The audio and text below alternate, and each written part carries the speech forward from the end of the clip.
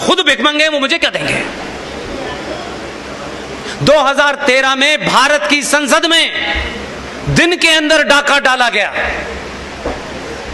आज सवाल पूछ लो तो लोग कहते हैं ये हमें पता नहीं है, तो आपको फिर जिंदा रहने का अधिकार भी नहीं है कि अगर आपके मरने का कफन तैयार कर दिया गया, सबके सामने किया गया।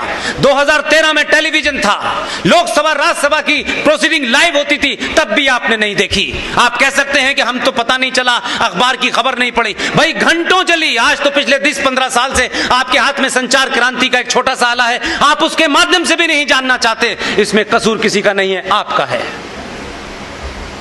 2013 में भारत की संसद के अंदर वक्फ प्रॉपर्टी कानून को दोनों सदनों से पास करके स्थापित कर दिया गया। शेम का मामला नहीं है, शेम तो बड़ा लाइटर वर्ड है। कभी कभी बच्चे नंगे घूमते कहते शेम शेम शेम, इतना ही है। इसकी इंटेंसिटी नहीं समझ रहे आप। वक्फ प्रॉपर्टी कानून का सेक्शन 40 एक सेक्शन बता रहा हूं मैं। सेक्शन 40 वक्फ प्रॉपर्टी कानून 2013। ये बड़े बड़े मठ, ये बड़े बड़े अखाड़े, ये बड़े बड़े ट्रस्ट, ये मंदिर, ये कोठियां, 5 कारें, 4 बीघे में मकान, 20 बीघे में फार्म हाउस आपका नहीं है। अपनी अपनी दुकानें चलाइए। ये मेरा आश्रम है, वो मेरा मठ है, मैं यहां का ठेकेदार हूं, मैं वहां का ठेकेदार हूं। आप कहीं के नहीं, आपको पता ही नहीं है। आप सिर्फ समय पास कर रहे हैं, क्योंकि सच बोलने की हिम्मत नहीं है। जब सच बोलोगे तो अपना खुद छोड़ना पड़ेगा। सेक्शन 40 ने यह ताकत दी है भारत की पार्लियामेंट ने। वक्फ प्रॉपर्टी कानून 2013 में वक्फ बोर्ड के 2 जाहिल मौलाना इसी डीएस कॉलेज के हॉल के बाहर इसका मुआयना करें, आपको बताएं या ना बताएं, कानून है ये। और उसमें कहा गया है 40 में, इफ दे फील,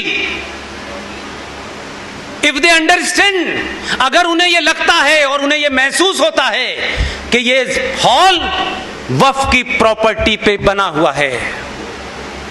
वो कानून क्या कहता है अगली लाइन में?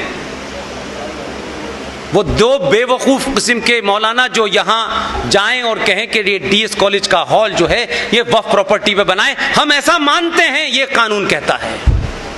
उनको ये इजाजत दी गई है कि the immediate competent authority of that area, whether it is district magistrate और एसपी सिटी और एसएसपी और एमडीसी और व्हाटएवर यू कॉल इट, उनको आदेश देने का अधिकार है कि वो 2 मौलवी भारत यहां अलीगढ़ के डिस्ट्रिक्ट मजिस्ट्रेट को ऑर्डर करेंगे कि इस जगह को 24 घंटे में खाली कराया जाए।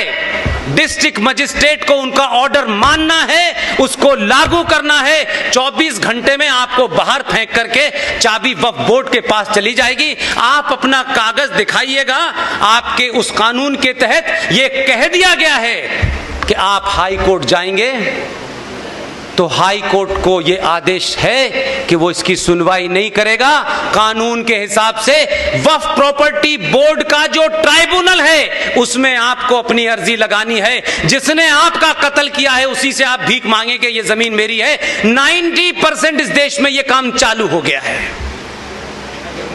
आपके पास कोई कानूनी तरीका नहीं है। आंध्र प्रदेश हाई कोर्ट ने एक ऐसे ही केस की सुनवाई की और उस सुनवाई में जो ऑब्जर्वेशन दिया है उसमें साफ साफ लिखा है, as per the law passed by the Parliament of India in 2013 we are not entitled to hear any kind of petition, you have to go to the Waqf board.